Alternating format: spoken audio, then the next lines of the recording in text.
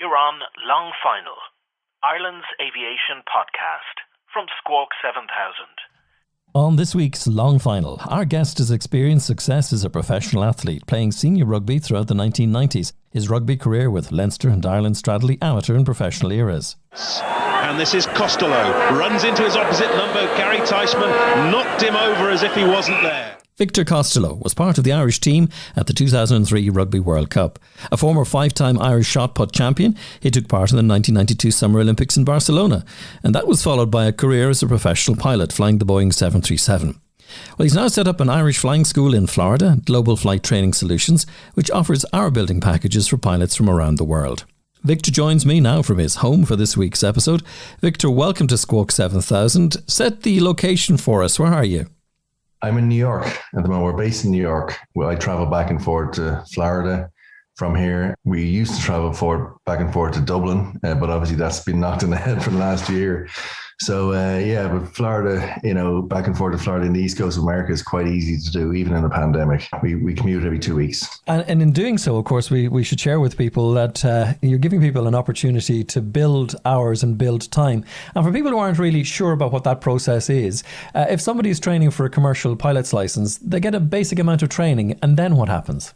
Yeah, so I'm an airline pilot myself, eight years in Ryanair, and I think most airline pilots will tell you that they get asked daily, monthly, weekly how to become a pilot. So, if you ask 5 airline pilots how to become a pilot, you'll get 5 different answers. So everyone's trying to make things as accessible and easy and efficient and cost efficient as possible. So we started a flight school down in Florida for many reasons, mainly to attract European hour builders because of the weather, but also because mainly, Michael, a lot of flight schools in the UK and Ireland struggle with relationships with the county and restrictions and regulation, whereas our relationship with the government is very, very, very strong. We've got 2 wonderful runways and we've got a lot of accessibility that you wouldn't normally get. So more like yourself, I did my hour building in Florida, a lot of my training in Florida. So that's kind of where I went back to when it came to setting up a flight school. Your journey to flying, was it a straightforward process for you? Was it always on the agenda for you? It wasn't actually. I played professional sports for 10 years and I was always that guy who was on the aisle seat because I'm 6'5", and then that allowed me to kind of diagonally lean over to see what those dials were doing and who was pressing what button. And that always intrigued me. Obviously people walking down the aisles got in the way and I got the odd clobber from teammates, but it always intrigued me. I wasn't allowed to tell anyone, but it intrigued me as to what those, altimeters meant and why was it sideways and what was that button, what was that screen for as things developed in avionics. So I was probably traveling for sport from the 80s all the way through to the mid-noughties. So that's probably where it initially started. A friend of mine was in Airjet and Welling, and I started having conversations with him about, obviously the big fear is the physics part and the maths. And funny enough, that wasn't my strong point in school. So once I got over that kind of mental issue, I started practical training and it kind of went from there. And like everyone else who's a modular student, you kind of have to find your own way. Around that time, Michael, you're kind of looked on more favorably for an airline if you went into an integrated course and got spat out the other end from a reputable college. I think that's changed a lot. I'm sure we might talk about it later on, but I had to find my way myself, like most modular students, to fund it and where was the easiest place and the probably cost-effective place to do the training. And, I obviously ended up back up in Ireland when I finished off, but I started off in Weston, went across America and then ended in Waterford. Where was your first solo? My first solo, actually funny you should ask, is exactly in the airport we have the flight school today, which is down in Immokalee in Southwest Florida. And, ironically, when I obviously I'm down there often and I see the same place where my flight instructor was standing with his portable radio telling me what to do as I went around the circuit. And the same runway we operate out of, same 2 runways. So I found myself back there. I wouldn't have known maybe whatever it was 15 years ago, I'd be back there with a flight school and various other aviation related opportunities. So that's maybe there's something in that. It's a nice story, and there's a good. I don't think people ever forget their first flight either on their own. No, and it's an amazing experience. I mean, I when I went off for my first solo, you're thinking of my late father first of all, how proud he'd be, and then I'm thinking, wow, this aircraft is very light all of a sudden. So lots of things go through your mind. They tell you that, but it doesn't matter, does it? Exactly. So the other thing is, as you then fly 737s under time pressure and fuel pressure and every other pressure, weather related, you still never forget that solo that you first did, and that was the start of it, and how important it is to everyone who, no matter how many hours they have or want to achieve. And you mentioned, of course, at the beginning, and people will know your name from your professional rugby career as well. Was there anything particularly in that transition coming from being a professional sportsman to getting into the world of aviation? Were there anything you brought with you? Very good question. And that kind of evolved through the years I'm out of rugby. When I first went into training, I didn't want to get into an institution. So taking a modular route suited me because I didn't want to lock myself away. I'd effectively been locked away for 10 years in professional sport, which is of course glamorous, but at the end of the day, there's a lot of sacrifices, right? So I decided to go the modular route after that. And then in terms of progressing my career, I had to rely on the discipline and the competitiveness I got from professional sport to constantly push yourself and believe in yourself. And of course, all of those traits that you struggled with in professional sport were there, like self-doubt and confidence and so on. Then getting into the airline, that was then different again. So, I worked for Ryanair for, I think, nigh on 7 or 8 years. The discipline there, the early morning starts, it was great. It was so rewarding. It was tough, really tough. And, you go from a glamorous sport or discipline where things are kind of handed to you. Now, it's tough to something where you really have to fight your own corner. And the robust nature of Ryanair was a great training ground with the characteristics I got from professional sport, the competitiveness, the being able to deal with pressure, the never be late ever. No professional sportsman is ever late because he's letting down his teammates who are actually on the pitch at the time. And it's the same at Ryanair. Never a sick day, never being late, on time all the time. So a lot of disciplines carry through, and then, but it constantly evolves. So for example, if you're in an airline and you're figuring, you want to get time off, or you want to, there's a wedding coming up, in a team environment, you'd have someone having your back. Obviously, office politics is not in professional sports. So these are things you learn on the fly. But certainly, I always maintain professional sport has a lot of characteristics that you can carry through into another discipline. But then there's a couple of rude awakenings along the way also. Capture, if you would, for people, particularly for people who mightn't know it, what is it like to have a flight deck as an office? That occasional glimpse you must get sitting there and you look out the window and you go, yeah, this is good. Yeah, it's phenomenal. And flying across Europe, you've got plenty of beautiful views, mainly the Alps. And, after probably 7,000 or 8,000 hours, from the first couple of hours flying a 737 to the last couple of hours when I finished up in Ryanair, I always had my camera out traveling across the Alps. It was a picture that just never, ever got old. Even in the days when I first started, there were photos that I got printed at the local pharmacy to the iPhone time when I could actually upload them and save them and maybe send them to friends or Instagram or whatever the cool kids did. So it never got old. Sometimes looking at those windows, there was challenges, there was thunderstorms, there was darkness, there was cloud. But on a high pressure day traveling across Europe, it was very, very satisfying and very rewarding. The only issue is that you're above the clouds so often that, when you're coming near your days off, you're thinking to yourself, because you're staring at blue sky for 8 hours, maybe you're thinking, I might have a barbecue this weekend until you land and you figure out it's going to be cloudy for the next 4 days. So yeah, there's a foot ceiling over your back garden and you're not going anywhere with it at all. You still fly. The hectic days of the high hours in Ryanair, you miss that. It's like something, you wish you were back there. The adrenaline of landing an aircraft, 77 full, in not so challenging, but some challenging type of wind is always good to keep you honest. So I miss that part. I'm currently still rated, so I keep my license. So I now fly Cessna. So I'm actually training to be a CFI in a Cessna. I have about 300 or 400 hours from previous, so I'm trained to be a CFI. So it's a total different animal. I was laughing with a fella, an ex Ryanair guy who was also a very good friend of mine there the other day. And I said, it's easy to do a circle to land in a Cessna because you have all the time in the world to figure it out if it goes wrong. It's the same thing, not so easy to land because it's a lot slower. So it's a different obviously aircraft, but as rewarding as always when you're into flying. So we'll talk now about global flight training solutions and the idea for this. Do you remember the day? Was it at a table? Was it a cup of coffee involved? Where did it start? It started from basically people asking me, where do I train to be pilot? And I knew the restrictions around Europe, and particularly, a couple of years ago when there was a pilot shortage, and we believe there still is and will be in the future.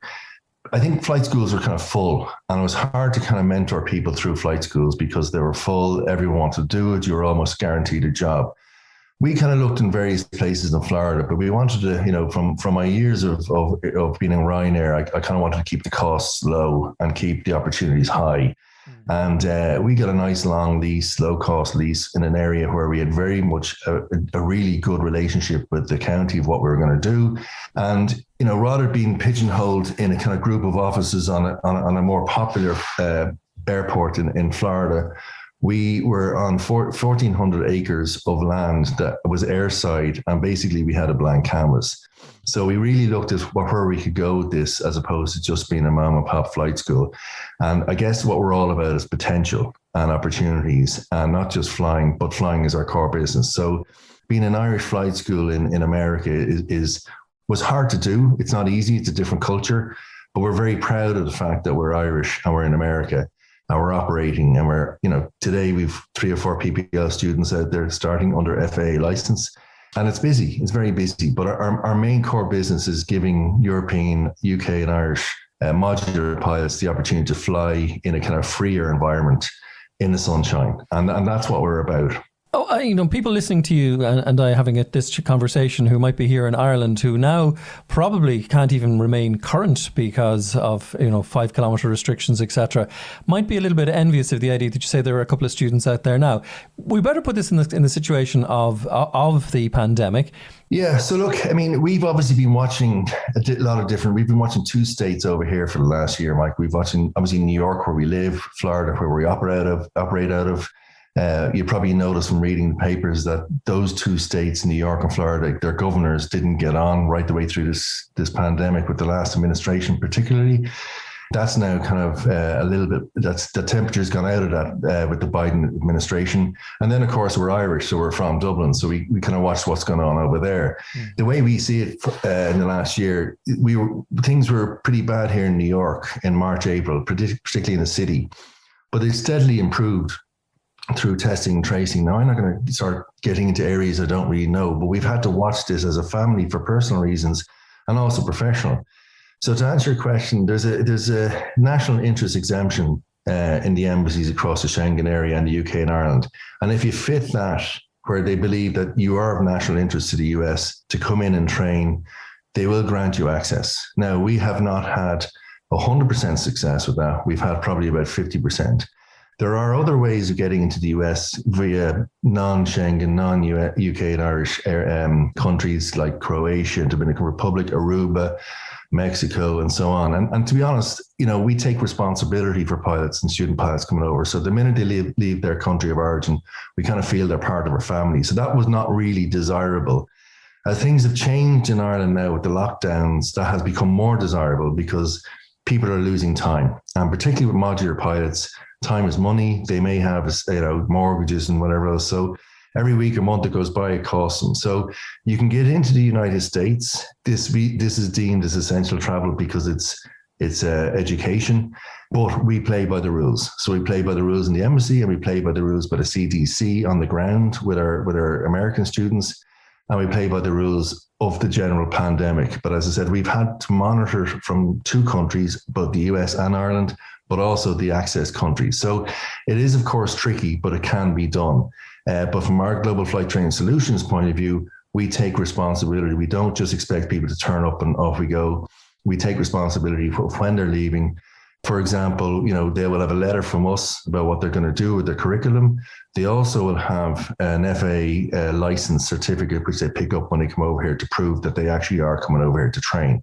So, like everything in aviation, Michael, safety is huge, compliance is huge, and we don't drop any standard when it comes to people either getting over to the States and obviously flying with us. So what's the process then when somebody decides, right, I need to build the time? Because there is also something about the quality of the hour building. I mean, buzzing around the same airport for 100 hours isn't necessarily going to maybe impress an interview panel, is it? No, but I think to answer that question, some people that would be on an interview panel, Michael, have seen our welcome pack and they're very impressed. In fact, they actually want to come over. So you walked into that one. I did. So basically the years of problems for our building particularly has been students come over, they see a nice price and there's no aircraft availability. So what we do is we make sure everyone is rostered and scheduled. So therefore they come over, there's not only an aircraft available for them, but there's also a backup aircraft should there be an issue. So we have a welcome pack that kind of promotes, as you know, in the US, they promote general aviation, where they can fly around and see all the sites from over to Titusville to see NASA and the Kennedy Space Center, right across to the north. We also have where we are based in the West Coast. There's lots of scenery along the beaches there. So we have a decent welcome pack to get lots of people, some great views, some great experience in the sunshine. However, we also have busy airspaces nearby us in Fort Myers and also Miami. So we brief them when they come over as to the do's and don'ts locally, because obviously there are cultural differences. But we also maintain they have a bit of fun while they're doing it. So we kind of have the best of both worlds. I myself had an FAA license and then I got a CA or a EASA license. And I find a great benefit from flying in both and having both. When you go back to, the British air traffic control, where things are a little bit trickier, busier, it's a bit of a rude awakening, but it's also good if you come from that environment in the UK and Ireland to then fly with a bit of freedom in the US where you can build hours pretty quickly. So I think students can get the best of both worlds, but our main thing is to roster them, to schedule so that we actually provide a cost-effective and time-effective solution for them, because so many stories, as you know, have gone south with lack of aircraft, and then that means that they actually spend more money in accommodation and flights, and it becomes a negative trip. What do your students say afterwards? Well, we've got great reports. We've got 3 good aircraft. We spent a lot of time getting the aircraft. Our aircraft are very low hours. We've got 801, 1,000 on another, and we're obviously building from them with getting with the students in town. So we maintain it's very much, and I say this, we're very much a model from where I come from, Michael. Discipline, safety, no expense spared on quality aircraft. And even our rostering system, we find with some people who come over from the UK, they may have a business, so therefore they prefer to fly in the afternoon when business effectively is closed in the UK and Ireland. And then you got others who are happy to fly in the morning and then they can go and catch the sunset somewhere for the evening. So we roster students accordingly to what their needs are, and we schedule them accordingly, and we have aircraft, we work the maintenance all around that. So everyone's pretty happy at the moment. Now we are expecting to grow. We know when the borders lift, there'll be an influx, and we're ready to roster that and schedule them. And just like an airline, we're going to have difficulty with people on the ground telling us that we have to, put students into the next month instead of this month. And that's all part of managing a flight school, and it'll be a good problem to have. But so far, people are very happy. Typically, what is 100 hours going to cost somebody if they're doing their training? Well, if you do 100 hours, so basically the way we work it is not everyone needs 100 hours. We're well up to date on what the requirements are and what they need to keep for their multi-IR training and so on. So we don't sell hours to people that don't need them. So if it happens to be 100 hours, our rate at the moment till the 31st of March is $139 wet. So if you put the currency difference in that as well, I think it's down to about €115. So it's pretty good. It's a pretty good rate for a really top class aircraft. What we do is there's a curriculum and some profiles we have to go through that are included in the PIC time. And then we have our own standards that we add on to that. And that's mainly familiarization, airspace and so on. Some people like to take an aircraft away and go upstate, and that's no problem at all once there's no maintenance required on the aircraft.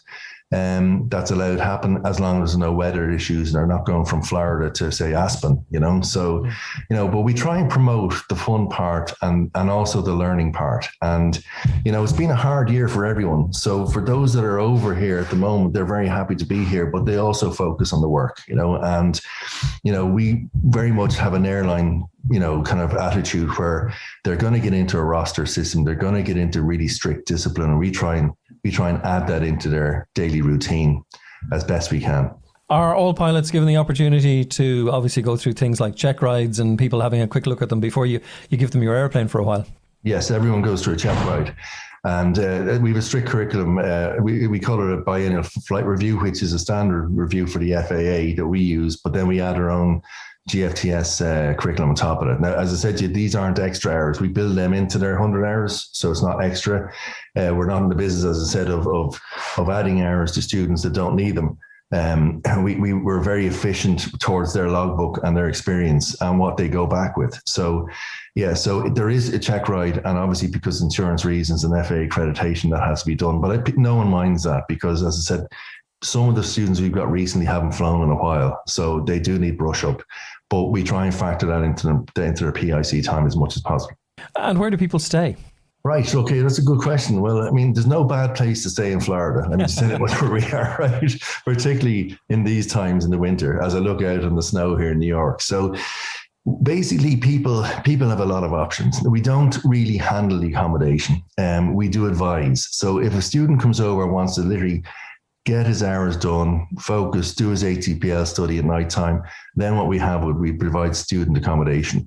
So if they want to come over, say, with their partner and the kids, or whatever way they want to do it, if depending on time of the year and time off, etc., we can adjust. We can advise for a 3-bed to themselves in a nice area, or as I said, if it's a student on their own that just wants to get the hours done and do ATPL study or CPL study at night time, we can facilitate that as well. Now, when the PPL has built up all of this time, how is that time recognised by the IAA or IASA when they get back home? So in our welcome pack, we have various documentation from this side with the FAA. We expect documentation from, say, for example, the IAA if they're Ireland. We put that together because obviously they can't get their FAA accreditation until they get a documentation from their home designated country of origin. And then after that's done, we stamp their logbook, they fill in their hours, they put in the flight instructor that gave them the review, plus the tail number of the aircraft. I think the IFA then will sign off on that before they leave. They do have the option to get an FAA license prior to leaving, should they require that. It's something that never goes out of date and sometimes can be helpful for various job applications in the future, and say the Emirates compared to America and whatever different areas. So we don't necessarily recommend it, but it's an option. And then, as I said, they go back with their license with 100 hours stamped then towards their CPL multi-IR. What's your optimism like? I mean, a lot of people at the moment are feeling it bad, feeling the pressure. The old resilience is being tested, particularly for people who might be furloughed in this side of the world. What's keeping you going? What's keeping me going is I'm in aviation almost 20 years, and it's got hit with 9/11, fuel prices. I was there in Ryanair when the volcano hit, and now we've got a pandemic. And a lot of my optimism comes from Ireland, because you've got some great brains, you've got some great industry in aviation in Ireland, between Ryanair and Michael O'Leary and Willie Walsh and Pat Byrne, CityJet and Aer Lingus, and you've got then all the leasing companies, and you can really see them moving and adjusting and adapting. Now, there's a lot, of course, of doom and gloom, and every flight school will have doom and gloom. I mean, I was in flight schools myself when, fellow students were telling me my uncle's granny knows a guy in Ryanair and nobody's hiring ever again, or, my uncle's in Aer Lingus and he said they're not taking in. And there's a lot of that out there, and there always was. But aviation always bounces back. And ironically, even though I follow the Irish businesses for inspiration, on the ground down in Florida, they really see a big pilot shortage coming. And you can see it from the government. There's a lot of money being put into safety and training in any level, be it maintenance, be it engineering, flight training. The government are sponsoring a lot of, obviously US-based potential pilots, potential mechanics. They're willing to give money to help them train. And they see this coming down the line, and they would be objective now. This is just government agencies. There's not people promoting anything. So that's always good to hear. But realistically, my core optimism comes from Ireland. I know there's a battle. There always is a battle, but people will fly and pilots will be needed. And that's what we live by. What's it like to work for Victor Costello? It's very good to work for Victor Costello because, I tell you why. I came from a team environment. Most of the people that come over from an Irish point of view, I know what they're looking for. I know what they're trying to do. I know what they're trying to achieve. Sometimes, in aviation, particularly in a CPL license, not everyone can do practical and theory together. Not everyone's good at both. Now, you do get them. So, I was always good at the practical. I could land the aircraft. The theory, not so much, but I got there in the end. And then I realized there was more to just landing the aircraft. So it's a constant battle. So anyone that comes to us or has an interest in coming to us, I've been that soldier. I know what they need. I know what they need to do. And I know the road ahead of them. And it's a very, very rewarding road ahead of them. And, I promote that. And I'm very positive, but I believe in the team. We have a great team on the ground. All our partners are based in Ireland. We've got some great partners. We've got, obviously flying in Ireland, Mark. We've got ASG. We've got the Airline Pilot Club, which is Andy O'Shea and Peter Hornfield, ex-Ryanair. Pilot Pat's another one. So we've got some great partners. We're all Irish in the same business. We're all in it together.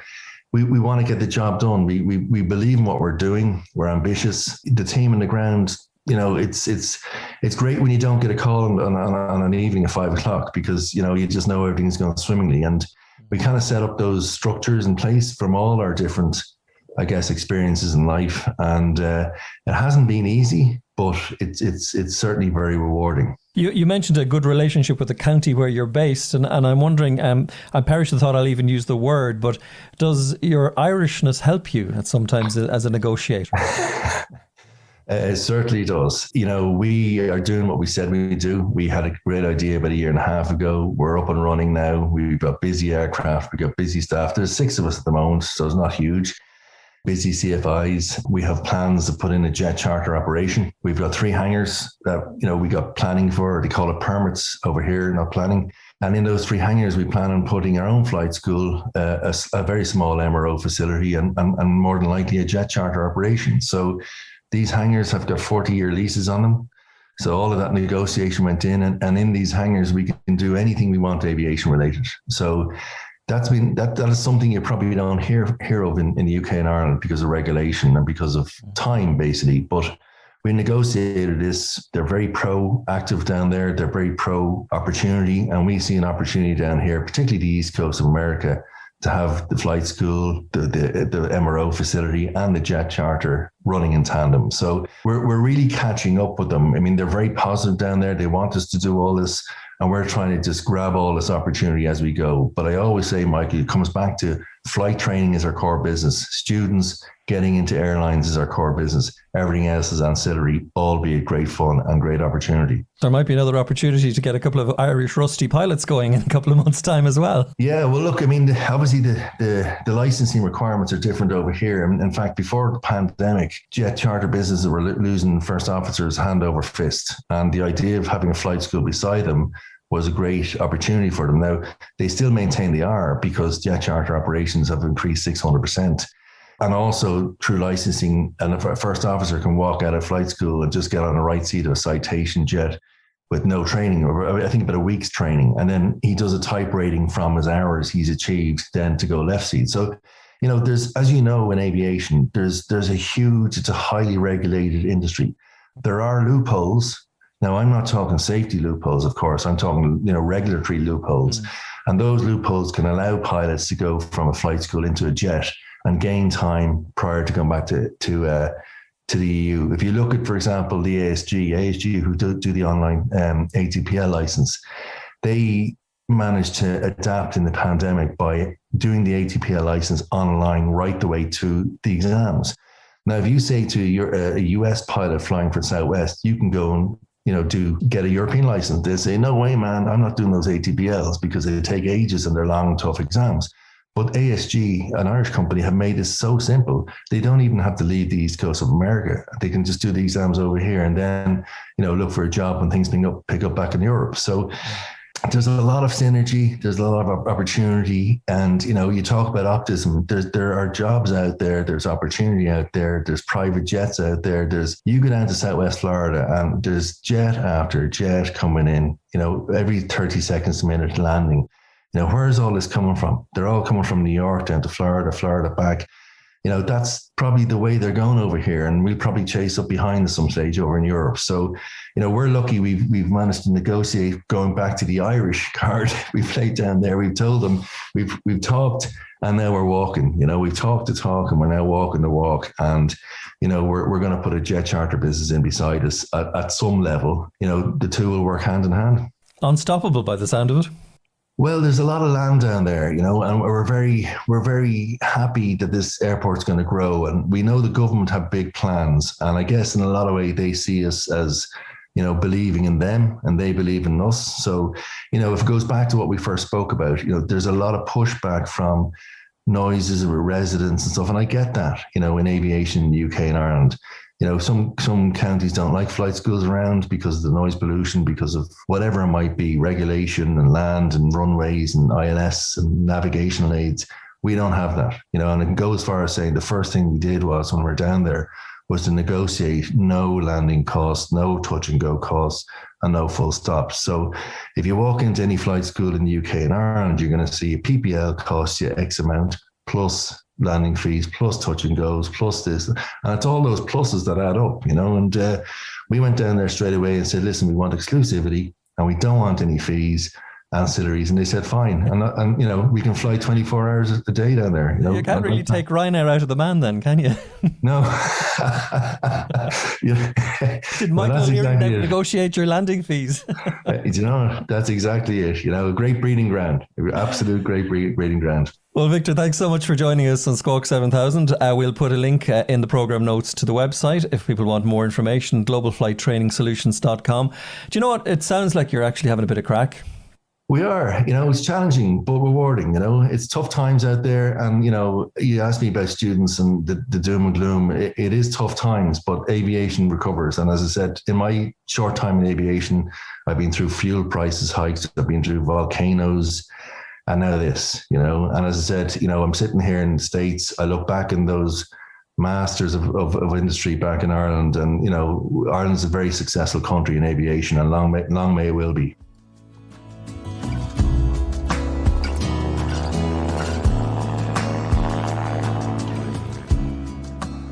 And thank you for joining us on this episode of Long Final from Squawk7000.ie. If you'd like to hear more, please subscribe and do tell your friends.